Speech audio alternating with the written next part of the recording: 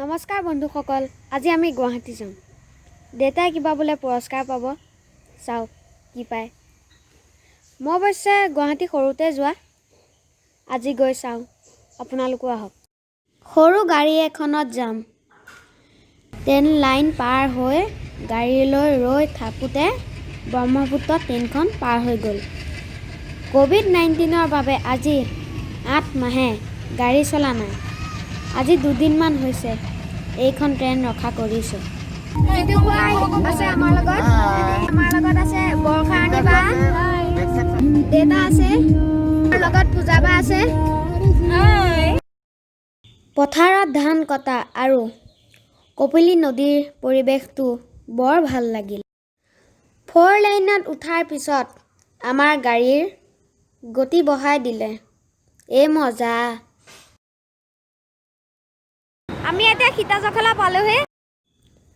যোৰাবাটত অকোৱা পকোৱা বাট, বৰ ভাল লাগিল।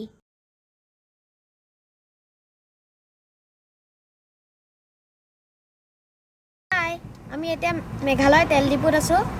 ইয়াত বোলে তেলৰ ৰেটটো কম, সেইকাৰণে তেলটো ইয়াতে ভৰোৱা হৈছে।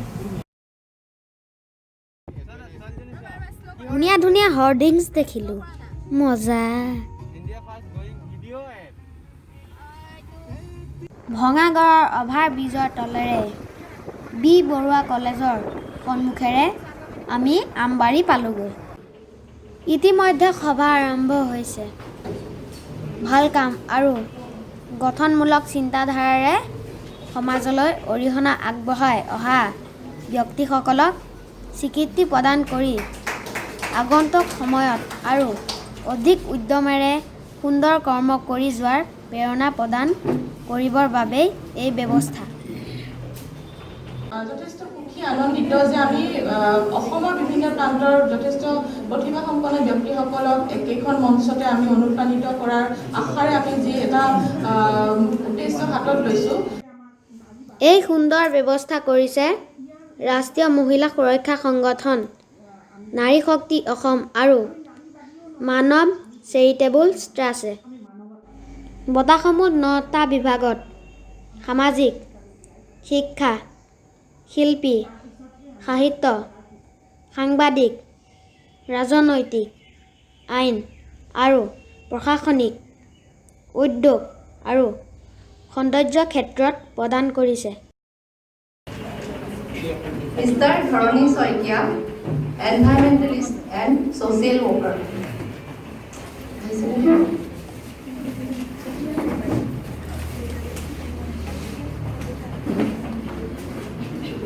Mr. Dharani Soikia. আমাৰ দেউতাক সুদীৰ্ঘদিন পৰিৱেশ সুৰক্ষা আৰু সমাজৰ দুৰ্গতসকলৰ হৈ কাম কৰি অহা বাবে পৰিৱেশবিদ আৰু সমাজকৰ্মী হিচাপে 2টাকৈ বঁটা প্ৰদান কৰে। নাৰী শক্তি অসমে এক্সিলেন্স এচিভাৰ্ছ বঁটা আৰু সৰ্বভাৰতীয় সংস্থা মহিলা সুৰক্ষা সংস্থানে ইণ্ডিয়ান আইকন বঁটা প্ৰদান কৰে। সফল সাংবাদিক হিচাপে জ্যোতি খুৰাক এই বঁটা প্ৰদান কৰে। এইটো মই ভালকৈ বুজি পাইছোঁ। ভাল কামৰ স্বীকৃতি এটা সময়ত কোনোবাই দিবই। মোৰ বৰ ভাল লাগিল। সভাত নাৰী শক্তি অসম গ্ৰুপৰ সভানেত্ৰী ডক্টৰ নৰ্মদা শৰ্মাকে লৈ ইয়াৰ কৰ্মকৰ্তাসকল। গতিকে আমি মাজে মাজে দেখা পাওঁ, শুনাও পাওঁ, পুৰুষ নিৰ্যাতনৰ কথাও আহে। যদি নাৰী নিৰ্যাতনৰ কথা 70% হয়, তেতিয়াহ'লে পুৰুষ নিৰ্যাতনৰ কথা 30% হয়। আমি কামনা নকৰোঁ যে সেই 30%টো বেছি হৈ আমাৰ লগত 70% হওক।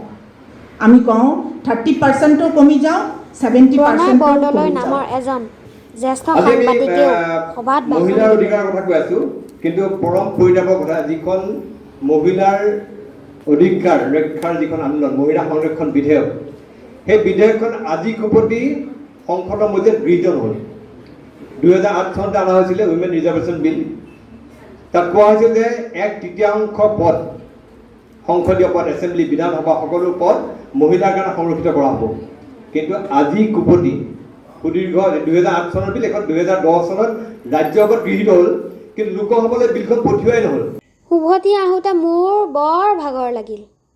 জাগিৰোডত মোক শোৱাৰ পৰা উঠাই পুচকা খোৱালে। সীতা জখলাত গাখীৰৰ ফেক্টৰীত সোমালোঁ। এই ছ'চাইটিখনত 12ৰ পৰা 15,000 লিটাৰ প্ৰতিদিনে উৎপাদন হয়। পুচকা খাই আমাৰ গাত জোচ আহিল।